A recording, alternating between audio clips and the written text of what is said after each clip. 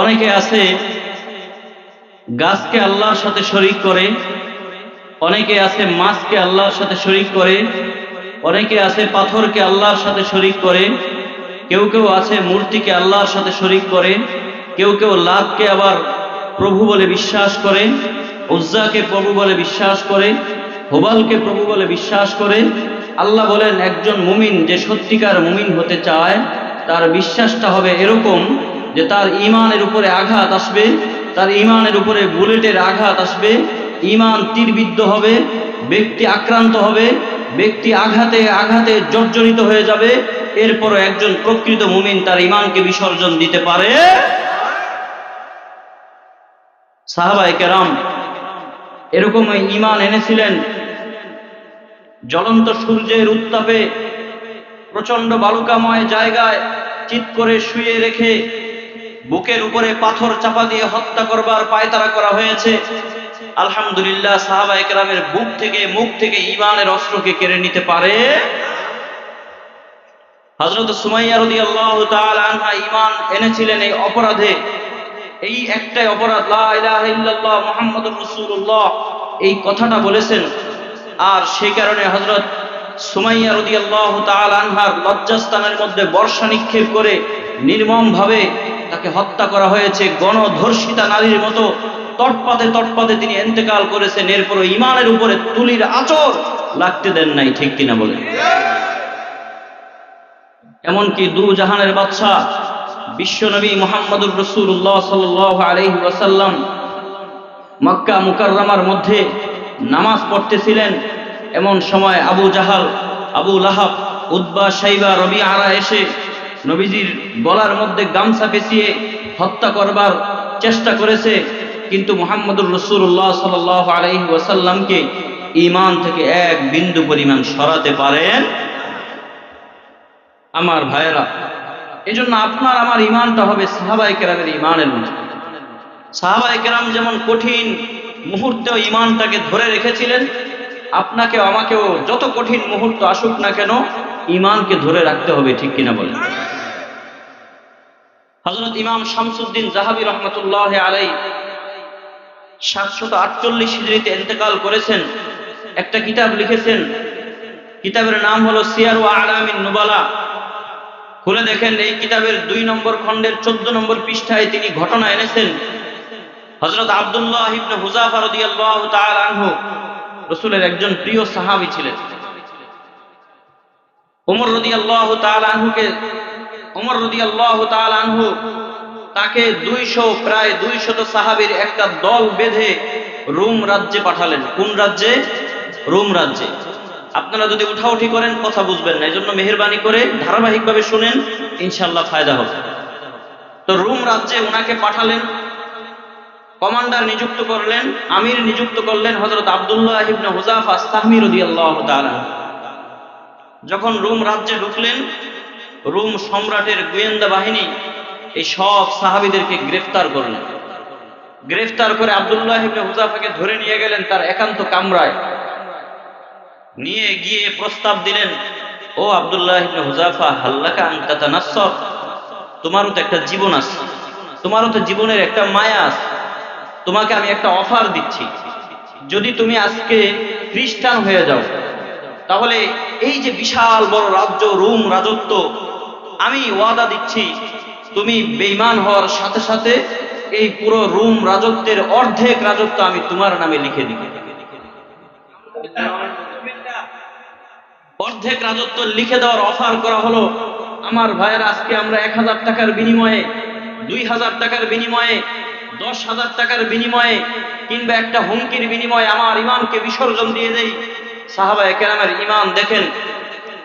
আমার ভাইয়েরা, আমার বন্ধুরা, হযরত আব্দুল্লাহ ইবনে হুযাফা রাদিয়াল্লাহু তাআলা আনহু তখন বললেন, ও রোমের বাদশা, লাউ আতাইতানি জামিআ মা তামলিক ওয়া জামিআ মুলকিল আরব মা রাজাতু আন দীনি মুহাম্মাদিন সাল্লাল্লাহু আলাইহি ওয়াসাল্লাম তারফাত আইন। আমি রাসূল করিম সাল্লাল্লাহু আলাইহি ওয়াসাল্লামের উপরে ঈমান এনেছি, আমি রাসূলকে আমার আকা হিসেবে বিশ্বাস করেছি, আমি ইসলাম ধর্ম গ্রহণ করেছি। তুমি আমাকে অফার করেছো আমি যদি খ্রিস্টান হয়ে যাই তাহলে তুমি তোমার রাজত্বের অর্ধেক রাজত্ব আমার নামে লিখে দিব। আরে রোমের বাদশা, তুমি শুনে রাখো, এই পুরো রোম রাজত্ব যদি তুমি আমার নামে লিখে দাও, শুধু রোম রাজত্ব নয়, যদি জাজিরাতুল আরব, আরবের পুরা ভূখণ্ড যদি তুমি আমার নামে লিখে দাও, মা রাজাতু আন দীনি মুহাম্মাদিন সাল্লাল্লাহু আলাইহি ওয়াসাল্লাম তরফাত আইন, আমি আমার নবী মুহাম্মদুর রাসূলুল্লাহ সাল্লাল্লাহু আলাইহি ওয়াসাল্লামের শরীয়ত থেকে এক বিন্দু পরিমাণ সরব না। বাদশা কয়, একটা রাজত্বের অর্ধেক রাজত্ব দিয়ে দিতে চাইলাম, একটা ইউনিয়নও না, একটা গ্রামও না, একটা থানা জেলাও না, পুরো রাজত্বের অর্ধেক রাজত্ব দিয়ে দিতে চাইলাম। ও কি কথা বললো এটা? পুরো রাজত্ব দিয়ে যদি পুরো আরবের ভূখণ্ড তার নামে লিখে দেয়, এরপরে বলো সে মুহাম্মদুর রাসূলুল্লাহর শরীয়ত থেকে সরবে না। আচ্ছা, ওরে লোভনীয় কোনো অফার দিয়ে কাজ হবে না, ওরে এখন ভয় দেখাতে হবে। কি করা যায়? ভয় দেখাতে হবে। আচ্ছা, তোমরা একটা কাজ করো, একটা ডেক আনো, লাকড়ির চোলা প্রস্তুত করো, এই ডেকের মধ্যে পানি দাও, এরপরে এই পানিকে ফুটন্ত করো, গরম করো, উত্তপ্ত করো। তারপরে আব্দুল্লাহ ইবনে হুযাফার সামনে তার একজন সাথী, একজন সহযোদ্ধাকে সেই ডেকের মধ্যে ফেলে দাও, ফেলে দিয়ে তাকে নির্মমভাবে হত্যা করো। হতে পারে এই দৃশ্য দেখে সে ভয় পাবে, আর ভয় পেয়ে সে বেঈমান হয়ে যাবে। আমার ভাইয়েরা, হযরত আব্দুল্লাহ ইবনে হুযাফা রাদিয়াল্লাহু তাআলা আনহুর সামনে ডেক আনা হলো, আগুন প্রস্তুত করা হলো, ডেকের মধ্যে পানি দেওয়া হলো, পানিকে উত্তপ্ত করা হলো, গরম করা হলো, ফুটন্ত করা হলো। এরপরে তার একজন সাহাবীকে সেই ফুটন্ত পানির মধ্যে ফেলে দেওয়া হলো। এমন গরম পানির মধ্যে যখন একজন সাহাবীকে ফেলে দেওয়া হলো, তখন সাথে সাথে তার দেহ থেকে গোশতগুলো আলাদা হয়ে গেল। শুধু তাই নয়, হাড্ডি পর্যন্ত আলাদা হয়ে ওই সাহাবী ডেকের মধ্যে থাকা অবস্থায় শাহাদাত বরণ করলেন। আপনারা তো মনে মনে বলতেছেন, না জানি কত কষ্ট হয়েছে। আমার ভাইয়েরা, রহমতে আলম সাল্লাল্লাহু আলাইহি ওয়াসাল্লাম তিরমিজি শরীফের 1668 নম্বর হাদিসের মধ্যে বলেন, মা ইয়াজিদু শাহীদু মিন মাসিল কতলি ইল্লা কামা ইয়াজিদু আহাদুকুম মিন মাসিল ফারসাতি। তোমাদের কেউ আল্লাহর রাস্তায় শাহাদাত বরণ করে, আল্লাহর রাস্তায় যদি তার জীবনটাকে উৎসর্গ করে, এই জীবনটাকে যদি আল্লাহর রাস্তায় বিলীন করে দেয়, চাই তাকে যত কষ্ট দিয়ে মারা হোক না কেন, সে কেমন কষ্ট পায় বলে, একজন মানুষ আরেকজন মানুষের শরীরের মধ্যে চিমটি দিলে যেই পরিমাণ আঘাত পায়, শাহাদাত বরণ করলে সেই পরিমাণ আঘাতও পায় না। সুবহানাল্লাহ। তিরমিজি শরীফের হাদিসের মধ্যে রহমতে আলম বলেন, 3 ব্যক্তিকে কাল কিয়ামতের ময়দানে আমার সামনে উপস্থিত করা হবে। সিরিয়াল ধরে ধরে প্রথমে একজনকে আনা হবে, জান্নাতবাসীকে আনা হবে, 2 নম্বর আরেকজনকে আনা হবে, 3 নম্বর আরেকজনকে আনা হবে। এই 3 জন মহান ব্যক্তির মধ্যে সর্বপ্রথম থাকবে শহীদ। আল্লাহর রাস্তায় যে শাহাদাত বরণ করবে, সে সর্বপ্রথম আমি রাসূলের সাথে কাল কিয়ামতের ময়দানে দেখা করবে।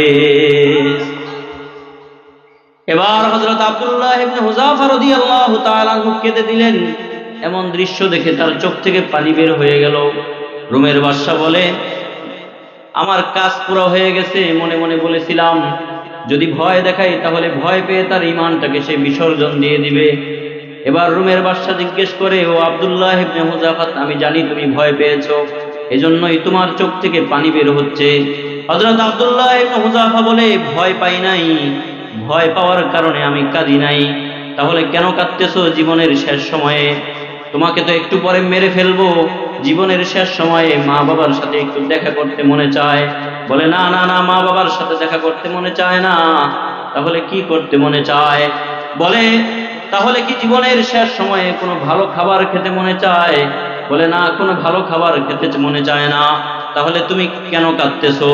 হযরত আব্দুল্লাহ ইবনে হুযাফা রাদিয়াল্লাহু তাআলা আনহু বলেন, আল্লাহ রাব্বুল আলামিন আমার দেহের মধ্যে যতগুলো পশম দিয়েছেন, এই প্রত্যেকটা পশমের বিনিময়ে আমি যদি একটা একটা করে হায়াত পাইতাম, আমার দেহের মধ্যে যতগুলো পশম আছে, এই পশমের বিনিময়ে মালিক যদি আমাকে একটা একটা করে হায়াত দিতেন, আর প্রত্যেকবার হায়াত পাওয়ার পরে আমি আল্লাহর দ্বীনকে জিন্দা করার জন্য, আমার রসুলের শরীয়তকে আমরণ করার জন্য এই ড্যাগের মধ্যে যদি ঝাঁপ দিয়ে একবার একবার করে শাহাদাত বরণ করতে পারতাম, আমি আমার মালিকের সামনে কোটি কোটি শহীদের সওয়াব নিয়ে দাঁড়াতে পারতাম। আল্লাহ রাব্বুল আলামিন আমাকে তো এতগুলো পশম পরিমাণ হায়াত দেয় নাই, মাত্র আমাকে একটা জীবন দিয়েছেন। এই একটা জীবন পেয়ে আমি একবার মাত্র শাহাদাত বরণ করতে পারবো, এই জন্য আমি আমার চোখ থেকে আজকে পানি বের করতেছি। আমার ভাইয়েরা, রুমের বাদশা বলে, আল্লাহু আকবার, এটা কেমন ঈমান! এরকম ঈমান তো পৃথিবীর আর কাউকে দেখি নাই, এমন মজবুত ঈমান তো আর কাউকে দেখি নাই। রুমের বাদশা বলে, ও আব্দুল্লাহ ইবনে হুযাফা, আমি তোমাকে বলছি তোমার কপালের মধ্যে আমাকে একটু চুমা দেওয়ার সুযোগ করে দাও। আব্দুল্লাহ ইবনে হুযাফা বলে, চুমা দেওয়া যাবে না। যদি আমাকে চুমা দেন, বিনিময়ে আমাকে কি দিবেন? হযরত আব্দুল্লাহ ইবনে হুযাফা রাদিয়াল্লাহু তাআলা আনহুকে বাদশা বলে, তোমাকে আমি মুক্ত করে দিব, ছেড়ে দিব। বলে, কাজ হবে না, তোমাকে আমি আমার কপালে একটা চুমা দিতে দিব, বিনিময়ে তুমি আমার সব সাথীদেরকে একসাথে মুক্ত করে দিবা। বাদশা উঠে দাঁড়িয়ে তার কপালের মধ্যে একটা চুমা দিয়ে 200 সাহাবীর জামাতকে মুক্ত করে দিলেন। সকালবেলা হযরত ওমর ইবনুল খাত্তাব রাদিয়াল্লাহু তাআলা আনহুর কাছে আব্দুল্লাহ ইবনে হুযাফা গিয়ে সব ঘটনাগুলো বিস্তারিত বিবরণ দিলেন, বর্ণনা করলেন। এমন ঈমান দেখে ওমর রাদিয়াল্লাহু তাআলা আনহু বললেন, ও ভাই আব্দুল্লাহ ইবনে হুযাফা, তুমি এমন ঈমানের পরিচয় দিয়েছো, শুধু রুমের বাদশা নয়, তামাম পৃথিবীর সব উম্মতে মুহাম্মাদিয়া, তামাম পৃথিবীর সব মুসলমান এসে তোমার কপালে একটা একটা করে চুমা দেওয়া উচিত। সুবহানাল্লাহ। হযরত ওমর বলেন, এই চুমু দেওয়ার যাত্রা আমি শুরু করলাম। সাথে সাথে ওমর উঠে তার কপালের মধ্যে একটা চুমা দিয়ে দিলেন। হাফেজ শামসুদ্দিন যাহাবী রাহমাতুল্লাহি আলাইহি বলেন, আল্লাহু আকবার, এমন ঈমান দেখে রুমের বাদশা, লাআল্লা হাযাল মালিক কদ আসলামা সিররা, এই বাদশা আব্দুল্লাহ ইবনে হুযাফার এমন ঈমান দেখে তিনি গোপনে গোপনে কালিমা পড়ে মুসলমান হয়ে গেলেন। এজন্য মুসান্নাফে আব্দুর রাজ্জাকের মধ্যে ইমাম আব্দুর রাজ্জাক আস-সানাআনী রাহমাতুল্লাহি আলাইহি হাদিস এনেছেন, বলে, আল ঈমানু ফি কুলুবিহিম আযামু মিনাল জিবাল। প্রত্যেকটা সাহাবীর কলবের মধ্যে পাহাড়ের তুলনায়ও, পাহাড়ের চেয়েও আরো বেশি শক্ত ঈমান ছিল। পাহাড়কে যেমন বাড়ি দিয়ে সরানো যায় না, পাহাড়কে যেমন হাতুড়ি দিয়ে ভাঙ্গা যায় না, পাহাড়কে যেমন আঘাত করে কিছুই করা যায় না, সাহাবায়ে কেরামের উপরে আঘাত করেও ঈমান থেকে এক বিন্দু পরিমাণ সরানো যায় না। ঠিক কিনা বলেন?